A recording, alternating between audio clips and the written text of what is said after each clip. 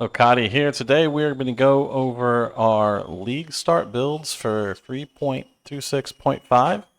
Little Necro Settler gameplay to hopefully keep the audience entertained while we are still patiently waiting for PoE 2. We have two builds we're going to go over, which are my recommended league starters for this little mid-season refresh. The first one is going to be Chieftain. As with all Chieftain builds, this is a Necro Fury build. That means that we are using some way to kill mobs, to trigger corpse explosions, to spread ignites all over everything. And this build is RF to start with, can transition over to a combination of RF and cast when stunned later on. It's a good build for doing all of the content in the game on an SSF budget, and all the required gear for the build is also easily farmed or crafted, and it can arguably rush into T17 content faster than any other build out there, so you should feel very comfortable with this build through all aspects of the game. Bossing on any sort of Hinakora's Fury build is a little bit slower because we have to trigger a corpse explosion ignite on the boss. However, we do have the ability to perpetually keep that ignite rolling on the boss, and so once you've got one on there, you can easily burn him through the phases, and then when they shift immune phases, you just have to get another ignite up and rolling again on the boss. The second one we're going to go over is Slayer. Slayer comes in a couple of variants, namely Molten Strike, Lightning Strike, and Flicker Strike would be the big ones that I have created builds for this league, and we'll be leveling as a Lightning Strike because I think that is the best way to level the character. So let's go over the Chieftain first. First things first, on your Chieftain, you are going to need to Mule a Witch to get access to Rolling Magma, Combustion, and Arcane Surge. If you don't want to do that, you don't have to. You can level with Slams or whatever Chieftain skill you want to, because really the entire game doesn't matter until you get to Act 2. As soon as you get into Act 2, you're going to rush Crypt. As soon as you rush Crypt, you're going to have access to Righteous Fire. Now, Righteous Fire is kind of the key part of this build through the leveling process. It's going to be important that we do the right things to make sure that we can maintain our Righteous Fire. So on our passive tree, we're going to rush down through all this life here, all the way around to Arsonist, and then we're going to take Regenerate 1 life per second for each 1% uncapped fire resistance. This right here is what allows us to run Righteous Fire all the time. All we have to do now is keep our fire res up. Now, as you're leveling through the content, cold res, lightning res, chaos res, doesn't matter until later on. And then later on, we'll be converting fire res into cold, lightning, and chaos res anyway. So I wouldn't worry. Well, we can't convert chaos res, but cold and lightning res. So I wouldn't worry too much about those resistances for the early part of the leveling game. This is just an example of items, so you get an idea what you're looking for. You're looking for a belt with life on it. You can craft fire res on it. Looking for ruby rings that you can craft fire res on them. Ideally, maybe they have something else useful.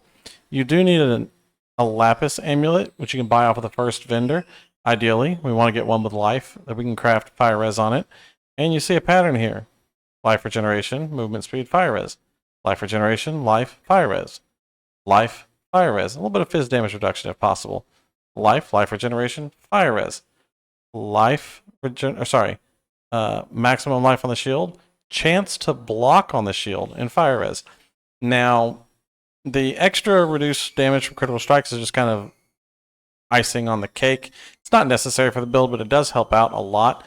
To get a shield like this, the best way to do that is to participate heavily in the King's March event and buy shields from Faustus. That is going to get you some really, really solid shields to work with. You can just buy strength only shields and get something very similar to this. And then for our main hand, we want a scepter, ideally with some fire damage, some fire res, and some fire damage over time multi. You can also just get damage over time multi, or you can just get fire damage on it. I mean, again, these are just the stats you should be looking for on your gear. The most important one being either it has fire res or you can craft fire res on it, because that's what's going to keep us alive throughout the campaign. Now, once we shift out of Act 2, we're going to go through 3, 4, and 5, and we're going to start building our tree out. There's no priority on where you should go. I typically come up here and get Corrupted Blood immunity and Nomadic Teachings here. Then I go all the way across here, and I pick up Hardy for the extra regeneration. And then we go down here to pick up some additional resistances, which is also life regeneration and some additional life regeneration. Go across here to pick up Juggernaut. And at this point in time, the shield is going to start to become more useful to you because you'll probably have a decent one now. And so you can rush down here and pick up Wall of Steel and then As the Mountain. That'll take you all the way through Act 5, with again, Righteous Fire doing all of the damage of your character. Once you get into Act 3, you can go ahead and complete the library event, and you can buy Efficacy, Elemental Focus, and Burning Damage from Siosa, and that's going to scale your Righteous Fire damage very well. We are going to be running Purity of Fire, Arctic Armor, and Tempest Shield, as well as an Arrogance tied to Vitality here. And then we can still use a Holy Flame Totem with Combustion and Scorching Ray and Flammability. Now, these are not individually doing that much damage, but Combustion is lowering the fire resistance for Righteous Fire. Scorching Ray is providing exposure to lower the fire resistance, and then Flammability is also lowering their fire resistance. And so you use these skills to debuff the target so that your Righteous Fire kills it more quickly. Once you get through Act 5 and you're in Act 6 through 10, not much is going to change here. You're going to keep the same kind of links on Righteous Fire. We're going to keep the same auras going. We're going to continue using Holy Flame Totems, Scorching Ray, and Flammability. So our skills are relatively unchanged. Out on the tree here, we are going to rush around and get more life here, get more resistances here and here. We're going to need some more stats. Obviously, if you have stats coming from your gear, don't stress about this. You don't need these points if you're getting them from somewhere else, but probably going to be a little bit hard to get the right kind of gear rushing through the campaign, and so we do have the ability to get our stats here. And then we also come up here and pick up more elemental resistances and shield mastery as well to get our block cap up. And so this will take us all the way through the end of the campaign very smoothly, very fluidly, without any sort of struggling. So this tree is very, very straightforward in getting you to the point where you get through the campaign. Once you are mapping, your skills are going to relatively be the same. Righteous Fire is going to be a 4-link because the items we're going to be looking for are Kaom's Heart, Windscreen Greaves, a Valerian Moonstone Ring, and a Hateful Accuser. Now, Kaom's Heart is fairly common. You should be able to pick these up for a few chaos early on in the league. Windscream is fairly common. You should be able to pick these up for a few chaos early on in the league. Same goes for Valerium. The Hateful Accuser, you're probably going to have to run ritual content to get one. It's not necessary until you get to bossing, where you're killing Uber bosses or Atlas bosses. But for regular mapping, you don't need a Hateful Accuser, but it is very important once you get to the bossing stage of the game. And then we want a Blood Notch and not an Immutable Force. I'm actually going to take that back. Immutable Force has some value, and I initially included it in here. But in hindsight, I have decided that I don't want to include Immutable Force in the build. I really like the ability for us to get this A thing, Adrenaline, from this node on the tree, which is where you gain Adrenaline for 2 seconds per 100 milliseconds of stunned duration, which means we need to have some stunned duration.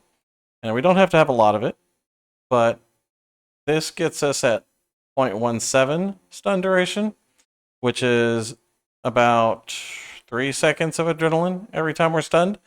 And if you're feeling like your Adrenaline uptime isn't very well, you can come over here on your flask and disable the reroll away from increased block and stun recovery during effect and have a little bit longer Adrenaline. But Adrenaline is such a huge boost to our damage overall, and this is a fantastically cheap node on a node that we're already taking for the massive amount of recovery we get from it anyway. So I think Immutable Force is out the window. Instead, I'm going to recommend that we just run another jewel here, and we'll just take if I can type, we'll just take a jewel and we'll call it a Crimson Jewel, and then we'll just get one that has life on it. And then maybe some Fire Dot Multi. So this will be a really cheap jewel to use. It'll increase our life, it'll increase our damage, and will allow us to have a higher uptime on Adrenaline compared to utilizing the Immutable Force down here. The rest of our gear is pretty straightforward. You want to get 2 scepters that you alt spam to get damage over time and fire damage over time, and you recom them to get a Fire Dot Multi scepter. You Benchcraft on fire damage and ignite chance. Cheap scepter. Shield right here. Same thing, we just want a shield that is influenced. We want to farm Harvest Juice to change that influence over to a Shaper influence. And then we want to roll it with Harvest Juice over and over for life, hoping for block and recovery whenever you block. If you can't get the increased chance to block on there, you can just go ahead and bench craft that on there. You'll just be short some Chaos Res. On our helmet here, we just want life, armor, regeneration, resistances. On our gloves here, we want life, armor, regeneration, resistances. On our amulet, we want a lot of dex and a lot of int, and that's going to be the primary focus of our amulet, along with some life and resistances. On our vice here, we want life and resistances, and then we'll benchcraft on some armor and evasion rating. And then on our eye jewel here, we just want life, regeneration, and armor. Whatever you can get that's good on your jewel for your Stygian vice right here. Our flask, we're going to run a ruby flask with reduced curse effect. The suffixes can be in any order you want. Want a ruby flask with charges gain on hit, a granite flask with charges gain on hit, a jade flask, an amethyst flask, and a quicksilver flask. And then we want some movement speed, we want some block and stun recovery, we want evasion, we want armor, and we want reduced curse effect. And that'll round out our flask right here. We are shock immune because we are running Tempest Shield. We are freeze immune because we're running Arctic Armor. And then on our Major God, we can run Lunaris for all of the damage reduction that Lunaris gives us. And we can run Ralakesh for the damage reduction from bleeding effects, which is probably going to be the primary thing that is killing us as we're running around. As you can see in this mid-mapping gear and tree, we're at 7k life, which is phenomenal. And our Righteous Fire is doing 74k DPS, which is a very solid amount of DPS for burning things down. And then our Hinocor's Fury is going to melt everything once something dies. And so playstyle is pretty straightforward. You're just going to run around and melt everything. And when you get to a boss, you're going to hit him with debuffs and kill him with Righteous Fire. And then once you are able to get that Hateful Accuser, you can kill bosses by killing spirits spawned by Penance Mark. Now, in order to use Penance Mark and Punishment Curse, we do need Windscream Greaves or some other source of additional curses on the character. Windscream are too good to pass up just for that. Now, once you're up into the T6 mapping, your items are relatively the same, just a little bit better than they were before. So no big changes here. Flasks are the same. We're using a Blood Notch, a red Nightmare Jewel, which allows us to move some points around better, and then a Crimson Jewel. The red Nightmare Jewel we're going to use to convert all of this fire res and fire res that we put on our tattoos right here over to block so that we can be block capped and give up Wall of Steel down here. And then we're going to still be running As the Mountain with 1% chance to block spell damage. And we're going to be running Block Mastery for 2% chance to block attack damage and Safeguard up here for the additional chance to block spells. Our tree up here, we come up to Holy Fire for the fire resistance and the damage over time multiplier. And we take the Ignite chance here, and then we're going to tattoo enough Ignite chance so that we're 100% chance to Ignite on corpse explosions. Because while our Righteous Fire now is doing 244k DPS, in a T16 8-mon map or a T17 map, you're going to need to be doing a lot more than that. And so all of our damage is actually coming from Hinocor's Fury, and it's coming from the 4.5 million DPS or 1.1 million DPS Ignite that you're dumping out, along with the huge average hits from Hinocor's Fury. And so this is where you're doing most of your damages, from dumping out Ignites and corpse exploding on the targets. And so the big focus becomes making sure that you have a 100% chance to Ignite every time you do get a successful Hinokor Death's Fury corpse explosion. As you can see, we came over here and took life here, and we took all of our 6 life nodes so that we have more and more and more maximum life, which scales our survivability and our damage. We have effectively infinite health pool because of our massive block recovery. We have 23k max Fizz hit, 120k max Fire hit, 96k Ellie hits, 39k Chaos max hits. So very, very survivable with a ton of block chance, reasonable armor, and a solid amount of evasion to help reduce the incoming damage. The character becomes very, very tanky and can pretty much just stand in most anything outside of Uber Boss one-shot mechanics at a very low investment on our character to get to this point. Now, once you're at this point, you can scale this to the moon as high as you want to go, depending on how much money you want to put into it. But again, all of your damage is going to be coming from Hinocor's Fury, so there is going to be that delay when bossing, where you have to kill enough spirits to get hit the percentage explosion and dump an Ignite out on the boss. But we are running Defiled Forces to allow us to perpetuate that Ignite just by continually marking it with penance mark or getting a cast when stunned reflection and hitting it with punishment from cast when stunned. And so those are both really, really easy ways to kind of perpetuate that ignite and keep it going. Now you are going to have to be hitting the boss in order to trigger your cast when stunned. Or you'll have to be hitting the boss in order to trigger the penance mark to spawn the spirits, so that cast when stunned gets triggered by the spirits hitting you, so you can kill the spirits, you can trigger Hina cores.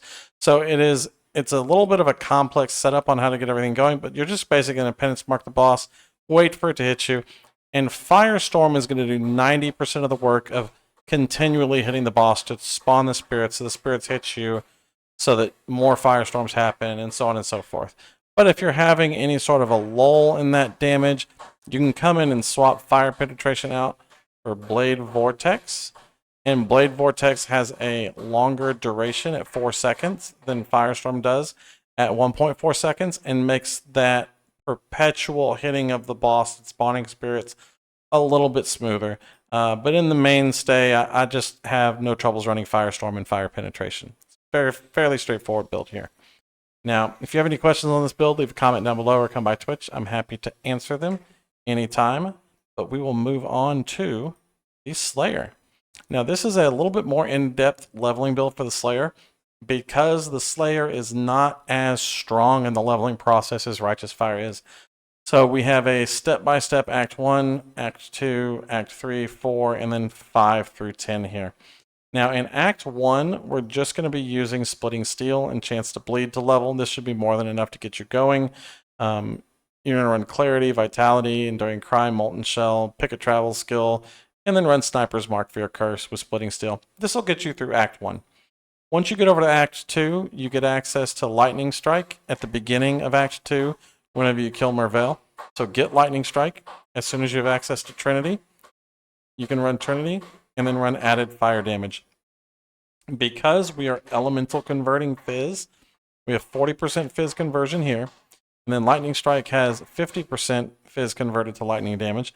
We have 90% Fizz conversion. So our weapons are just going to be Rustic Sash Recipe two-handed swords with flat accuracy on them. If you get a Regal, you can Rustic Sash Recipe Regal it and then craft on adds Fizz damage. Same thing as you go higher and higher. And so your sword upgrade, you're going to continuously be looking for Blacksmith's Whetstones and Rustic Sashes so you can upgrade your sword as you're leveling. But a pure Fizz sword will be enough to carry us through all of the acts because we are doing elemental conversion. And then Trinity will be supported because we have 50% lightning. And then we have added fire damage along with a 40% conversion for fire damage. And so you'll have more than enough elemental damage to hold Trinity going. And then the added fire damage as Fizz damage and all the Fizz conversion will keep your base damage up high enough. So you should have a fairly smooth ride through the acts using Lightning Strike. And once you get up into Act 3, same thing here. We're still running everything. We are going to switch over to Determination and Herald of Purity. And we're actually going to do in Act 2, we are going to be running Herald of Purity, but we just splashed in a little Herald of Thunder while we have access to it. But Herald of Purity does two things. The first thing it does is it increases our Fizz damage, makes our Fizz Ellie conversion better. The second thing it does is it provides minions that take hits so that we can be at a mid-range when we're attacking the target, which is ideal for Lightning Strike. And so the minions will be a defensive distraction and an offensive layer that allows us to be at the right range for doing damage with Lightning Strike. Because you don't want to be in melee range, you want to be in this non-vol strike range so that you shoot a projectile and your little mini-me hops out, hits him, and shoots a projectile as well. And then later on, when you get access to returning projectiles, that will become even better because both of those projectiles that get launched will return back and hit the boss again. Now, once you are in Act 4, we are going Lightning Strike, Trinity, added fire damage, and multi-strike. If you want a little bit better clear, you can run returning projectiles instead of multi-strike. And that has some advantage on the clear side. I think multi-strike feels smoother early on. If you're lucky and you get a 5-link, you can run both of those. Going through here, same thing here. Multi-strike I think is going to be better, but if you feel like you need a little bit more clear or you're just more comfortable running returning projectiles, you can run returning projectiles instead. So that does become an option for you. And then Act 5 through 10, Same thing here. We're running Determination, Herald of Purity. Molten Shell is our defensive skill. We have Leap, Slam, and Frost Blink. We're still cursing with Sniper's Mark, and we do have Enduring Cry. So our skills remain relatively unchanged. Each act will show you the progression of the points that you need to put in. And so this one right here comes down here, and we get our Onslaught on Kill, which is very handy when we're leveling Life and Precise Technique. So Precise Technique does require that our main hand accuracy stays above our life total, so you do need to focus on that. If you do not have enough passive accuracy, you can come in here and add in,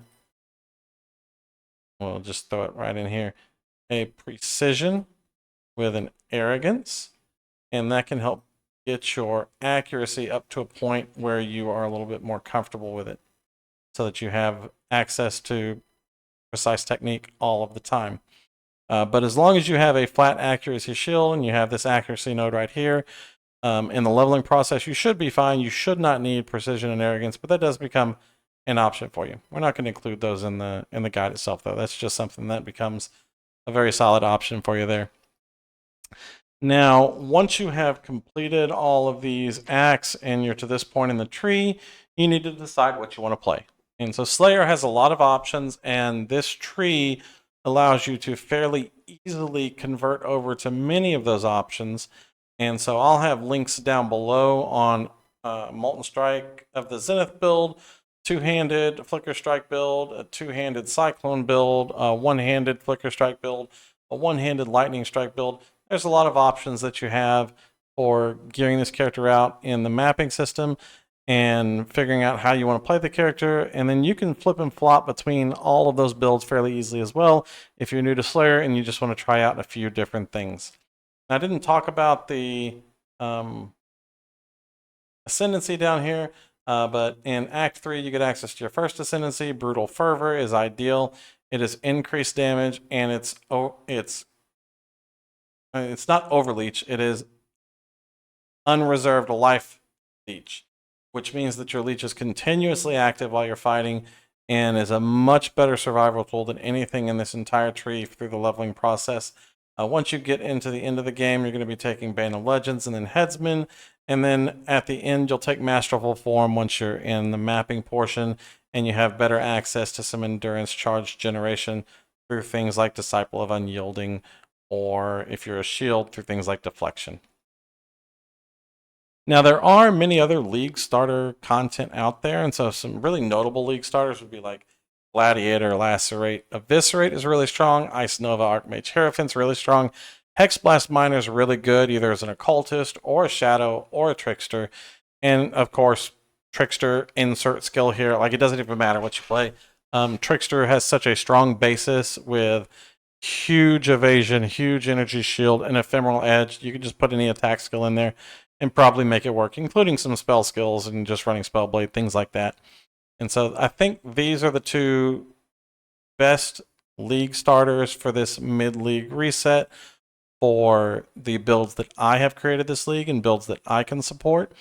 If you want to look at any of those other builds, you're welcome to search around. There are some great content creators on all those, and I can help out if you have questions on those, but I'm always going to be more of an expert on builds that I've actually created rather than just builds that are out there that happen to also be fairly decent builds. So again, if you have any questions on either of these builds, please leave a comment down below or come by Twitch and ask the question. I'm happy to look at your POBs and help get your character sorted away or answer any questions you have throughout the leveling process. We do stream like 16 hours a day, so you can probably find me in whatever time zone you're in. So thank you very much for watching, everyone. Y'all have a wonderful day. Peace.